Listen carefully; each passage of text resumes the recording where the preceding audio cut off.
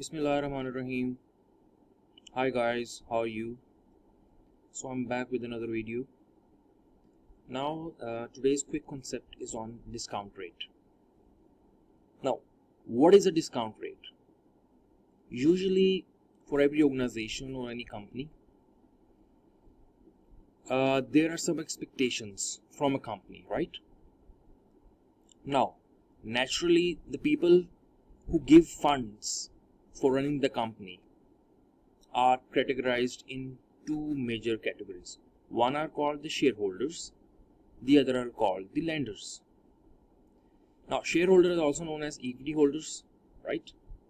Now, company has expectations towards shareholders and its lenders who provide equity and debt respectively, right? Now, what we are learning is the concept of discount rate. So, we learned about the expectations. And what are those expectations? Is it just enough for the shareholders or the lenders to know that the company is going well and all is fine? No. What they want in return for giving away their funds is a return on those funds. Okay? Equity holders want a return on the equity. The lenders want a return on the debt. So, from a company's point of view, the return to the equity holders becomes the cost of equity for the company. And similarly, the expectations from the lender's point of view becomes the cost of the debt towards the company. Simple. Now, we do not denote the cost of equity with KE and the cost of debt with KD, right? Now, moving on. Since these are the costs of the company, as I have written already, we sometimes refer to as a cost of capital. Discount rate, cost of capital, both have the same meaning, right? Now, when we take into account both equity and debt, now, as a common sense, you know that one thing does not necessarily has to be equal to the other thing. So cost of equity does not necessarily has to be equal to cost of debt or vice versa. Therefore, we go towards another method and we call it the average, the method that takes into account both the equity and the debt, and we call it weighted average cost of capital. Weighted average cost of capital, not only the average cost of capital.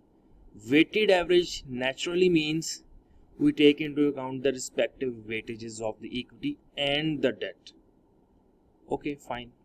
So what's the formula? It's quite simple.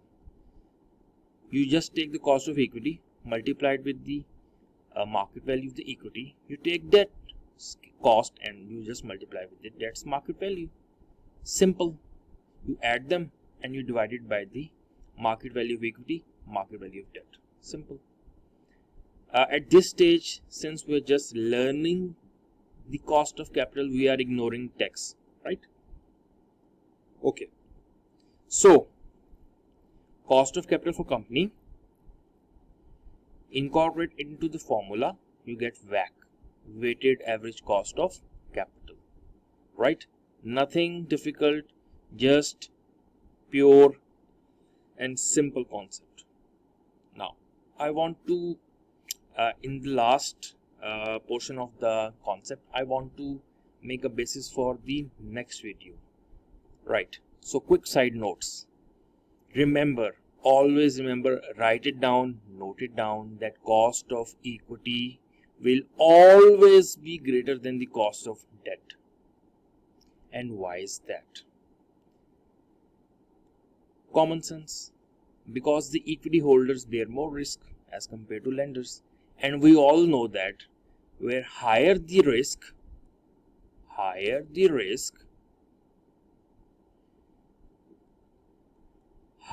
the expectation of reward.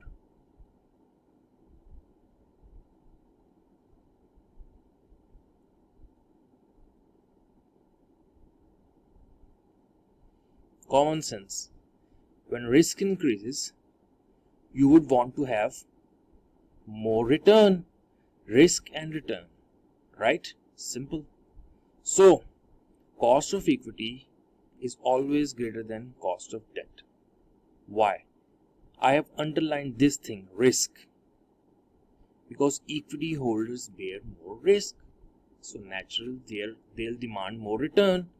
And risks are of two types. Broadly, business risk, financial risk, right? So, what we learned today, what is a discount rate? What is KE? What is KD? How do we calculate weighted average cost of capital? Using this formula, WACC, just it's a simple weighted average formula, right? Now, remember, I'm not going into more details because that will want me to explain what is KE, how to calculate KE, how to calculate KD, how to calculate ED. So these are individually separate topics to be discussed one by one. Right now we discussed how to calculate WACC, and later on we will discuss what are the business risks and why KE is greater than KD, and what are these risks and how they are uh, relevant to the shareholders, right? And how they are not relevant to the debt holders, right? So this marks the end of this quick concept. I'll meet in the next concept, starting from the business risk and the financial risk, and why they are relevant to the KE and not to the KD. So stay tuned. If you like this video, I request you to like, share, and possibly you can also write your comments in the comment section, and I'll try to answer as many comments as possible. So take care. Till then,